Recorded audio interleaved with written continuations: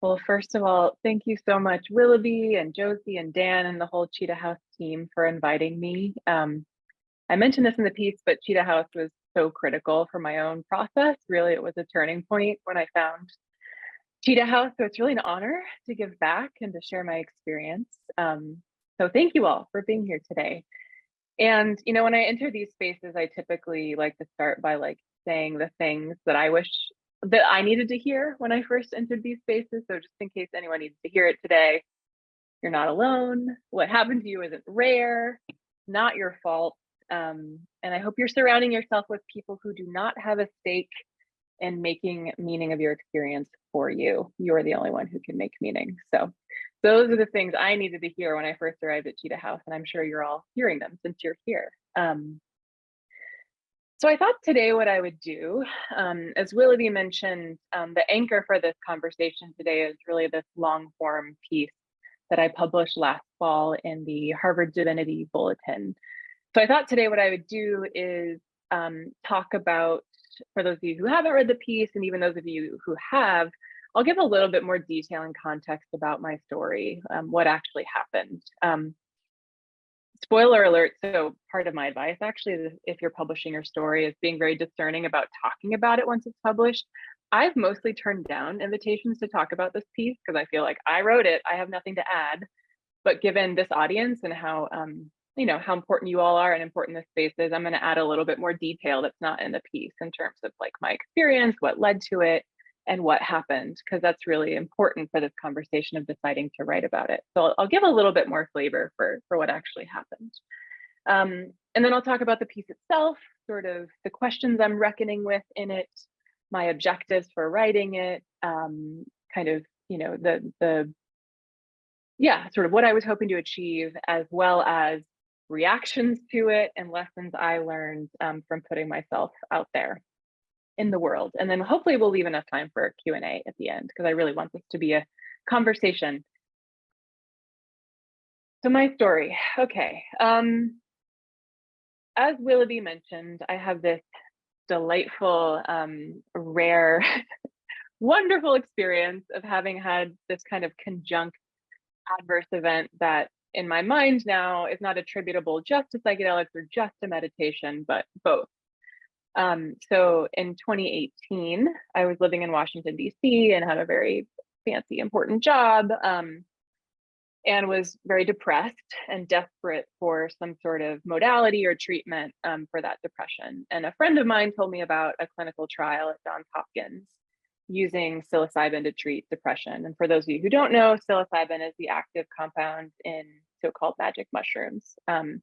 And this was way before Michael Pollan's book came out, way before the kind of psychedelic renaissance. I was drug naive. I'd maybe smoked weed at best, had no idea what to expect, what it was pretty square, but was honestly just really desperate, totally desperate. And I heard that it was new and it was cutting edge. And so I just signed up for this trial, right? I just kind of sight unseen, did all the screenings, really intensive screenings, got through the screenings, and got into the clinical trial. And I can answer more questions about that later, but what feels important to say about it now, be unmuted, is in this trial, there were 2 doses of psilocybin in this particular protocol, and they're 1 week apart, which is, in retrospect, kind of bonkers, frankly, to take someone who's completely drug naive and give them a super high dose experience 1 week apart. But I guess, the logic is sort of well, if 1 is good, 2 is better, let's just blast these people open, right? And my first experience, which I've written about in a different article, which we'll talk about, was kind of your archetypically perfect, psychedelic trial experience. My first drug experience was profound. It brought me a lot of meaning in my life. It sort of kind of was a conversion experience. I came out of it feeling just so at ease and peace and grateful to be alive and sleeping better than I ever had. It wasn't drinking coffee and alcohol. It was just this total reset, right? When you hear of these kind of salvific psychedelic experiences that change people's lives. That's kind of what I had in the first one. And I kind of wonder the person I'd be if I stopped at that. Maybe I'd be one of these insufferable psychedelic evangelists if I just had that one experience, right? But of course, I have to go back the next week and have a second experience, and they offer you to increase the dose or not, and I was sort of like on the fence, because even though it was a meaningful experience, it was challenging. It was a lot of work, confronted a lot of like demons. It was it was challenging, and I was like, I don't really know if I want to do more of that. And they were like, well, you had such a positive outcome the first time, like why don't you go with a higher dose? Like, this is your one chance to have a higher dose experience in this kind of controlled setting. And so I did, and it was a totally different experience, really, really different. And at the end of it, I sort of got trapped in this kind of, I think in the piece I call it the sort of like grief-tinged cosmic panic attack. It was almost like I was fully like thrown out of the world. My body became like this like alarm that wouldn't stop. My chest hurt. I was just like rocking back and forth, and it like the alarm just didn't go off. Like the drug ran its course through my body, like it should have been done, but it kind of just didn't finish. Like it felt like a door had been blown open and just wouldn't close. I continued to really struggle with the somatic residue of that experience. Like that night, I went back to the friend's apartment I was staying at, and I didn't sleep. And I remember kind of going in the next day, because you have to do a next day follow-up, and kind of saying, like something's not right. Like I feel like I'm anxious, I'm panicked, like I don't know what to make of that. And was kind of told like, well, before you were depressed, maybe now you're just anxious. Like maybe it's like new energy, like you have energy now, like, or, sometimes things get worse before they get better, like see how it all plays out, right? And one thing I'll talk about throughout this is that my sort of personality, and I try to like white knuckle my way through things, and I want to like be good and like do right, and I wanted to like win at the clinical trial, right? So I was also like in a lot of denial about the fact that I was worse off. And so I sort of downplayed my experience to myself and also people around me, but, was like not sleeping and was very anxious. Also, I want to take a breath and just do like a bit of a trigger warning, which I probably should have done at the beginning. Like today, I will be talking about enduring somatic and psychological impacts from meditation and psychedelics. And I will also briefly mention suicidality. Okay, so I'm not doing well, but I am told that, maybe going on a meditation retreat would help me integrate, right? Because I had a meditation practice. I would describe it as sort of like a sort of light secular psychotherapeutic kind of meditation practice. Like a therapist once was like, you should meditate, it'll make you feel better. So I had sort of dipped my toes into insight meditation and Vipassana.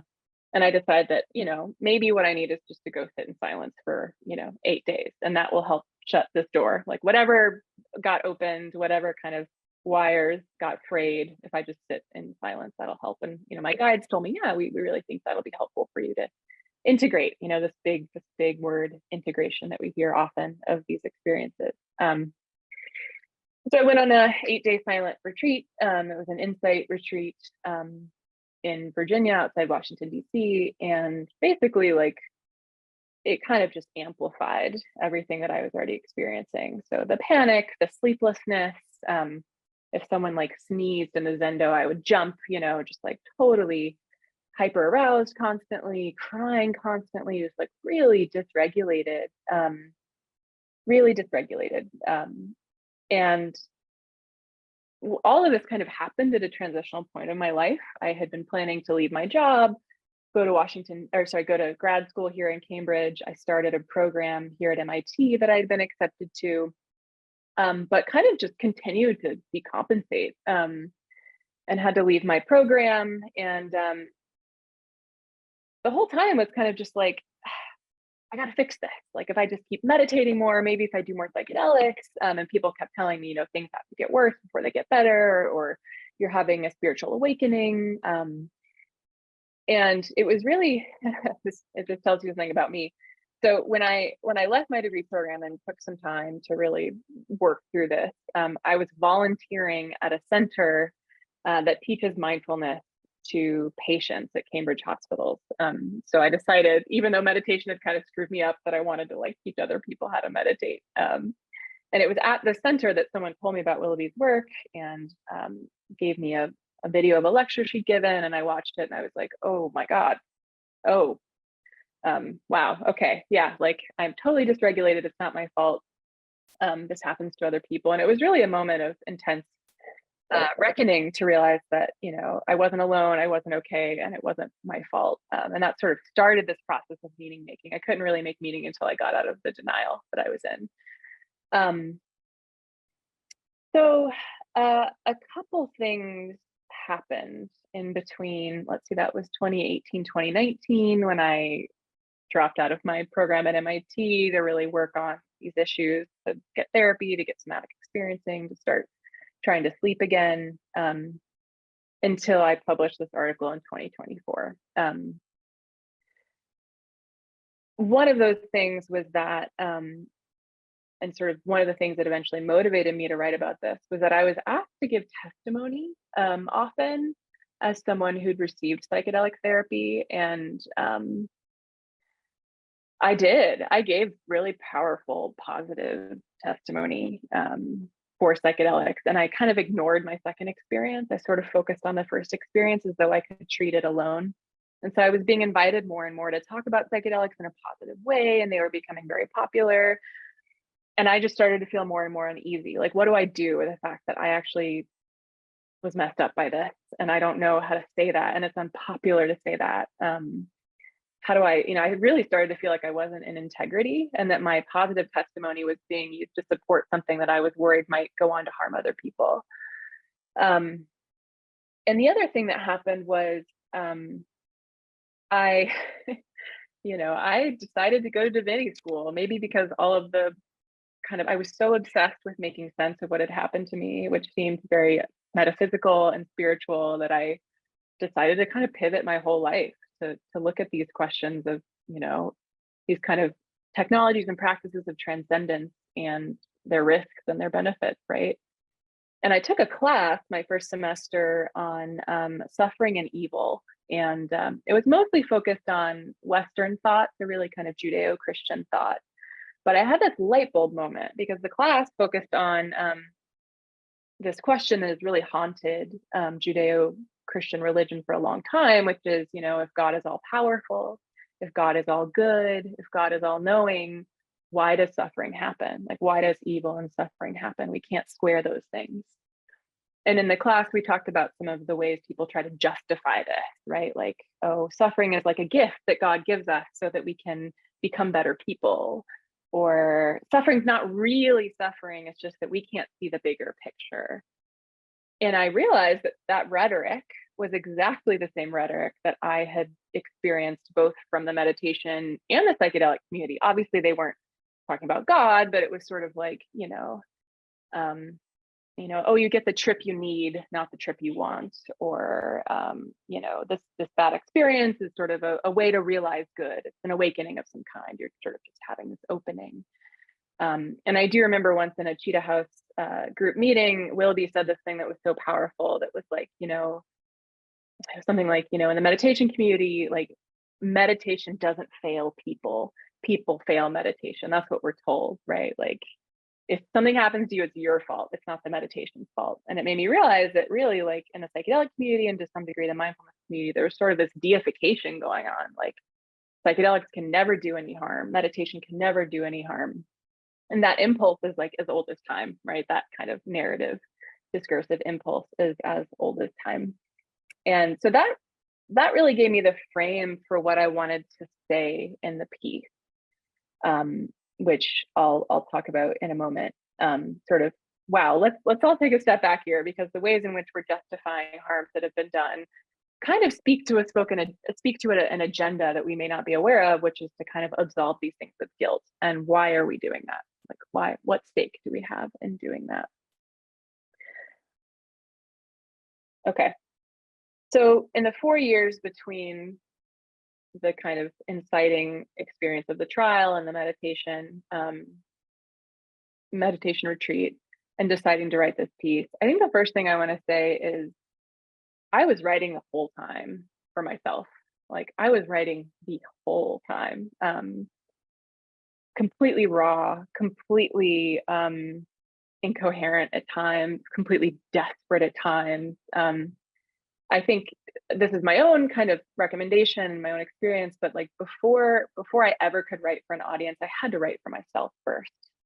And if you look at that journal over time, again, like I go through cycles, kind of like the stages of grief, there's denial, there was anger, there was a lot of denial again, there was depression.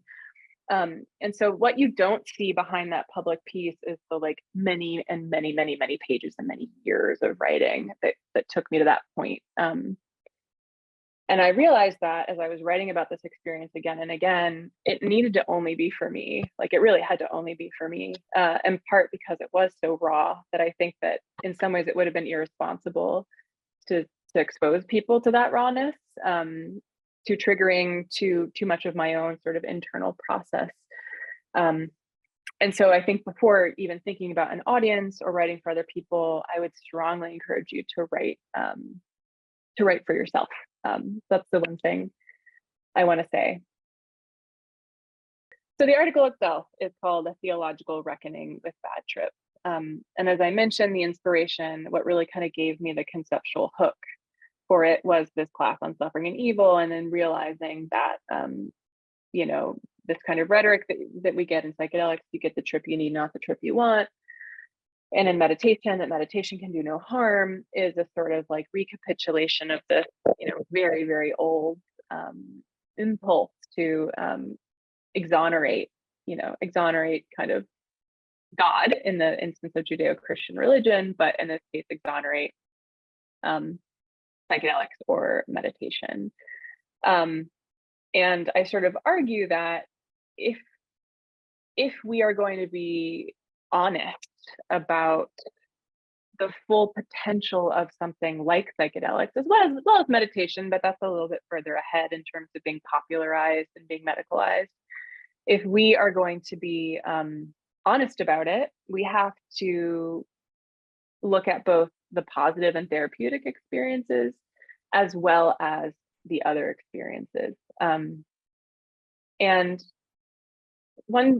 in the piece, I sort of go through and systematically try to preempt arguments that I knew people would make against taking these experiences seriously.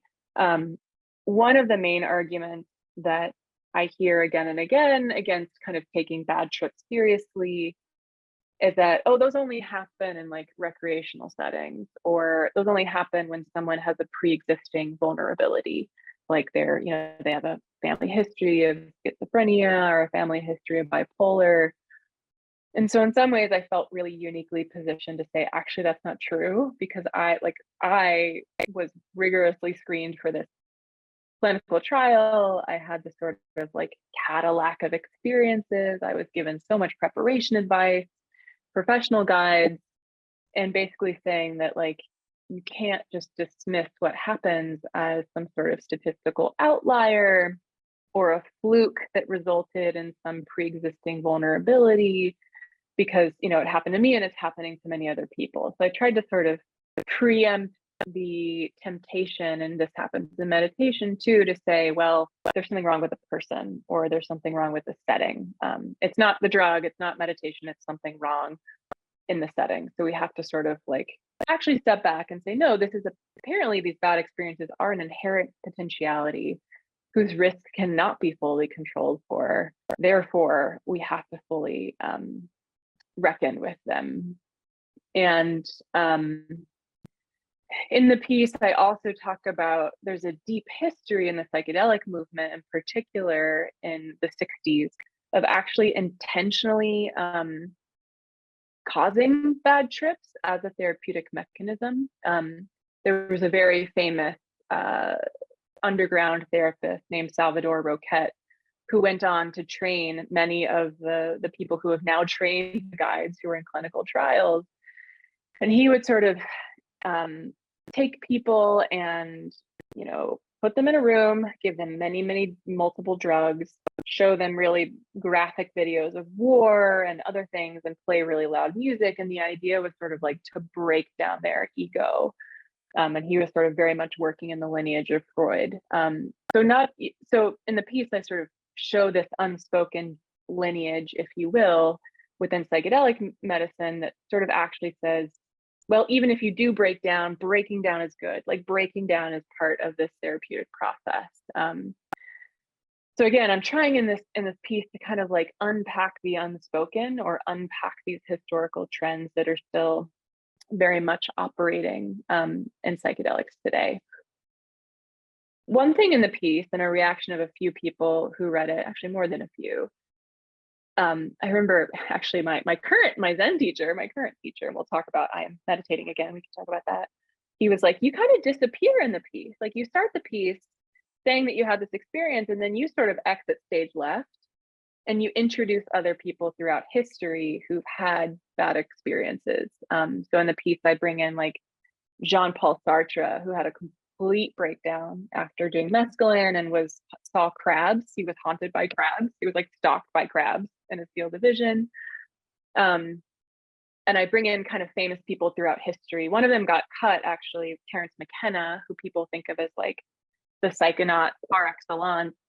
He had a horrible trip towards the end of his life, an experience of just like annihilating nothingness that made him stop tripping for a while. And that was a strategic decision on my point, actually. I didn't feel like I owed people the details of my experience.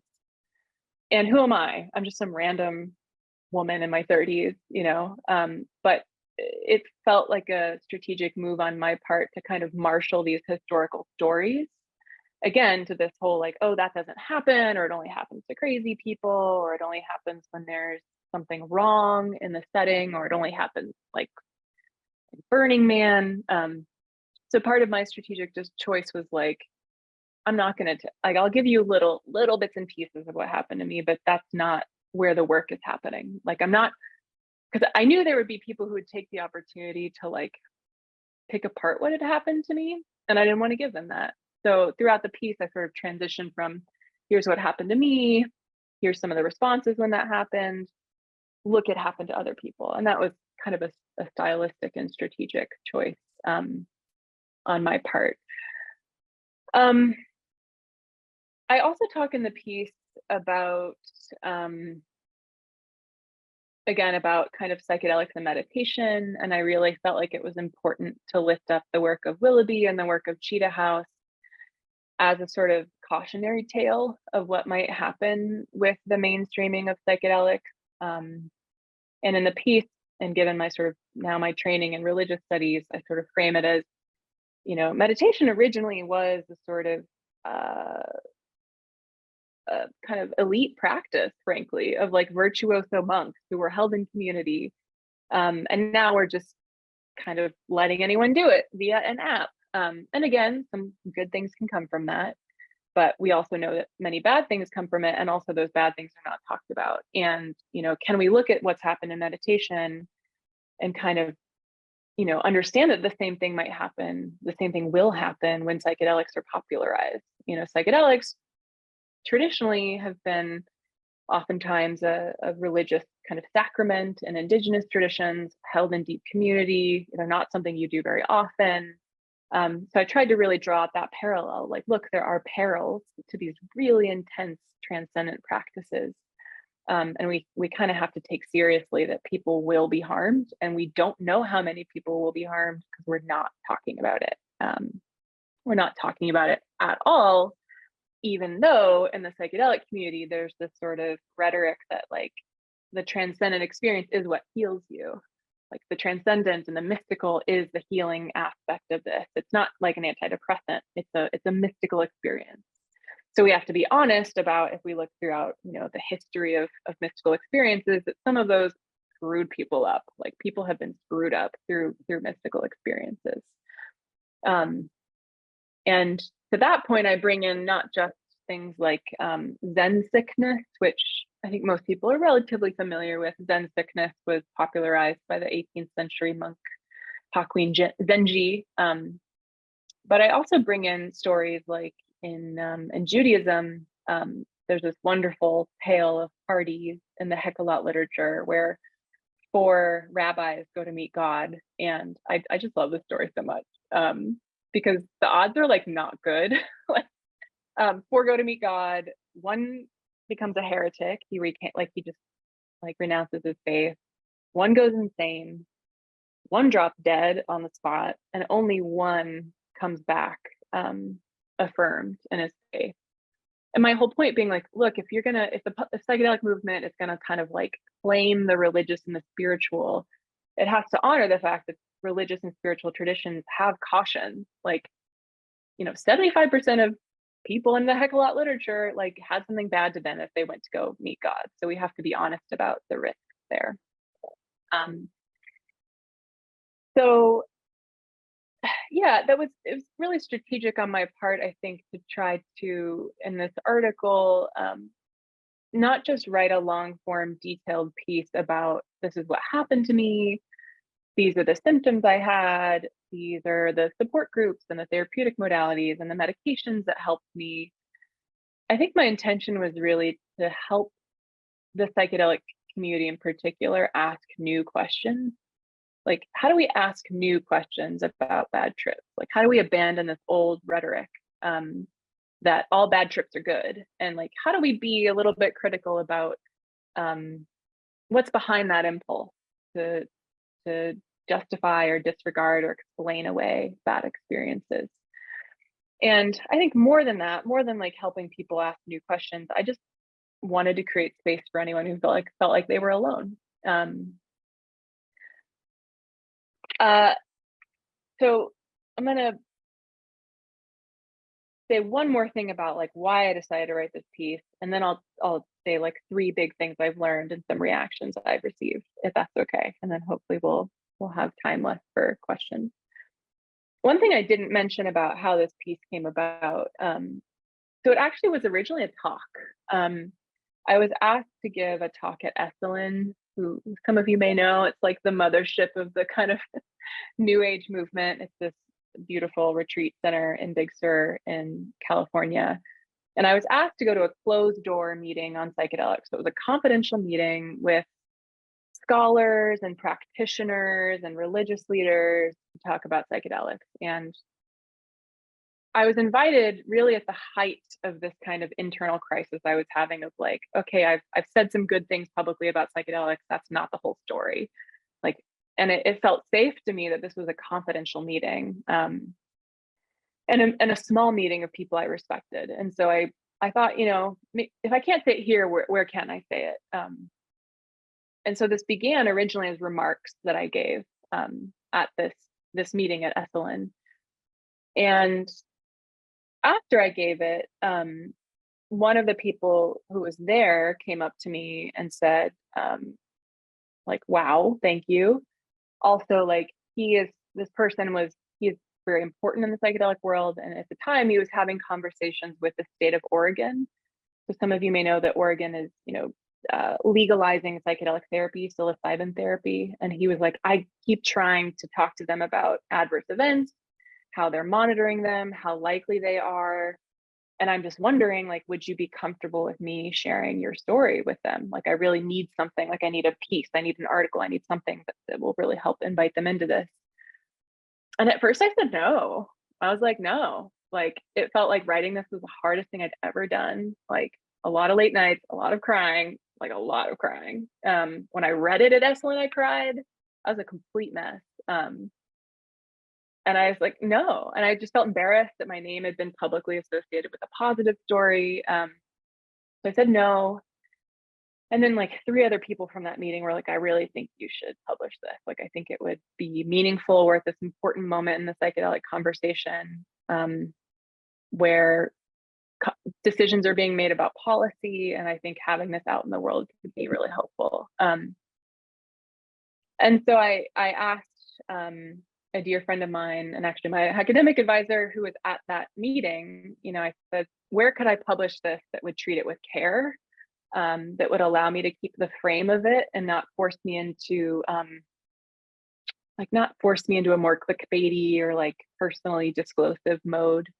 And he's the one who recommended the Divinity Bulletin at Harvard, because it deals with these kind of like the spiritual frame that I wanted to keep in here, because that was a frame that helped me make meaning. It's not for everyone, it's not everyone's frame, but it was my frame for making meaning. And so that's why I chose to publish it. I don't think I would have had multiple people at that meeting who had an idea of how it could change the world, or hopefully change the world, approached me and really encouraged me to do so. So the reactions, I would say, have fallen into three broad categories. The first has, in the largest category, has been overwhelmingly positive, I would say. And I really was preparing for the worst. It's like bonkers, but to even say you've had a bad trip and refuse to say it was actually good, like puts you in the crosshairs of people in the psychedelic. It's just, yeah, I was terrified, but the majority of people who reached out to me said that either, I'd say within the like positive bucket, there were the people who were like, oh my God, like I had an experience that screwed me up so bad, and reading your piece really, I felt a kinship, or it really helped me make meaning. And I continue to get those messages. I actually just got one on LinkedIn this morning with someone being like, I just read your piece and it's really helping me, and thank you for writing it. And then also within that bucket, that positive bucket, there were a number of people who said, you know what, I felt challenged, or I didn't totally agree with the frame, or the religious language kind of turned me off, but I felt like there was a generosity. Your inquiry was generous. And so I felt invited into it. And it felt important, like it felt like you were naming important things. So that's been the majority of people.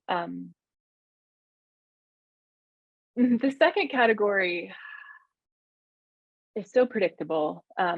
It's like people who mean well, but are very patronizing. Like they want to like help me, like, and they're doing exactly the thing that I tell them not to do in the article, which is like to tell me why it happened. They're like, oh, have you done Rolfing, or have you tried this therapy? Or I really think if you worked with this shaman, you would just really understand like the structure of the cosmos. And then, or like maybe you have some birth trauma. There's like the people who kind of like rush in to give you their diagnosis, even though in the piece I'm sort of resisting explanation, like I'm resisting other people's meaning making. The whole point is that other people have been trying to make meaning of this for me, and I'm not buying it. So the second category of people, like a little annoying, super patronizing, but I can kind of like live with it, because I can, in good moments, understand the impulse to like help me. I will say mostly men in that category. Fascinating. So yeah, I would say, expect people to do exactly the thing you tell them not to do in the piece, which is like rush in to help you, or tell you why it happened, or explain your life to you. So that was like annoying but palatable. And then there were trolls. There were a lot of trolls in the third category. People, yeah, I got called elite garbage. I got called psychotic. Yeah, I just, anything you can imagine. I emailed and texted Willoughby a lot, being like, should I respond to this, or what should I do? And she was like, go on a walk. So I would say in general, the piece hasn't had a negative impact on my life in the way that I thought it would. Like I thought people would try to like assassinate my character, or I don't know, that it would like materially impact me in some way, and it hasn't. But I will say, like, there were a lot of trolls in that third category. And so my first kind of like top line takeaway, if you're thinking about writing for an audience, is like the people who feel supported by your work and your words, they will find you, like they will seek you out. Don't go looking for the trolls. They're there. Like I got on Twitter right before I wrote this, which was such a bad idea, because if I wanted to, and some nights I did, I just spent hours looking for the bad things people were saying.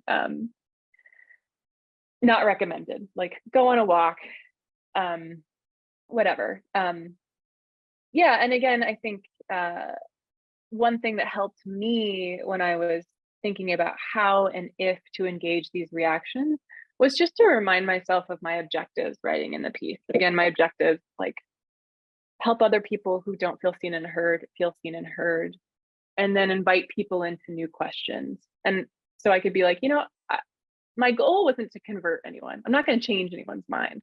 So that third bucket, I can ignore them. Like, I'm not, they were never, there's nothing I could say to those people ever to engage them. But people did reach out to me saying either they felt seen and heard, or they felt invited into a new frame or a new way of thinking about bad experiences and bad trips.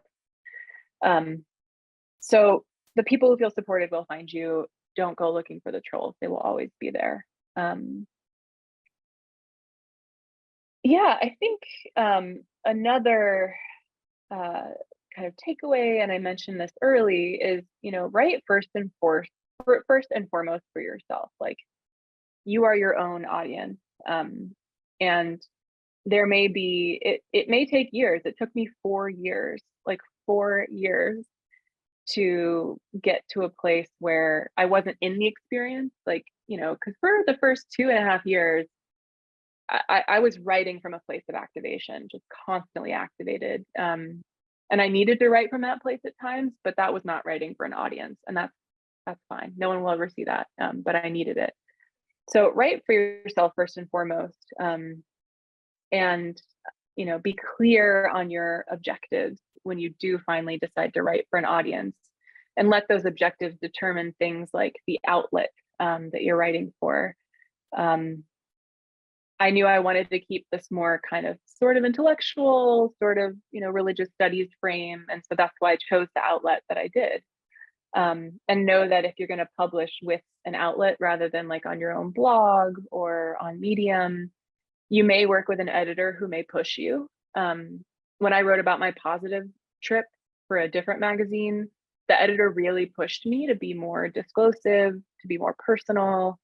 And she changed the title to make it a bit more clickbaity. So again, if your objective is not to give a lot of detail about your own experience, that doesn't have to be your objective, but really think strategically about, am I working with an outlet that's going to allow me to write in a way where I can achieve my objectives and I don't have to change my voice for anyone else. Yeah, maybe I'll just take a breath there, because I feel like I've been going and going. But maybe to close, I'll just share a reminder that you just never know. Like, once you do decide to write for an audience, it's easy, especially after the first wave of reactions, to kind of wonder, well, like, what did that do, or was that worth it? And I'll close by saying, like, I was at a dinner 2 nights ago and here at Harvard, and I was sitting across from someone who's South African, though she lives here. And she was like, my brother lives in South Africa and he's an ibogaine, psychedelic. He's an iboga instructor. And he called me yesterday and he was like, oh my God, do you know Rachael Petersen? And I was like, yeah. And he was like, tell her thank you, because like her piece has been circulating around the whole like iboga community in South Africa, and it's really prompted this conversation about bad trips. So I think when writing these things, I really tried to keep my objective in mind, but not tether my own sense of self-worth and my own process to feedback and to outcome. But of course, when it comes, it's really rewarding. Like, it's really rewarding to know that it has a life beyond what I could even possibly imagine. And at the end of the day, I'm not going to sacrifice my sense of wellness to anyone else's meaning, because I did that for a while. And that's part of why I was so much in denial and so stuck. But it feels really rewarding to have published this now, 4 or 5 years later, and to be able to share it with you all today. So I will pause there, and looking forward to questions and discussion.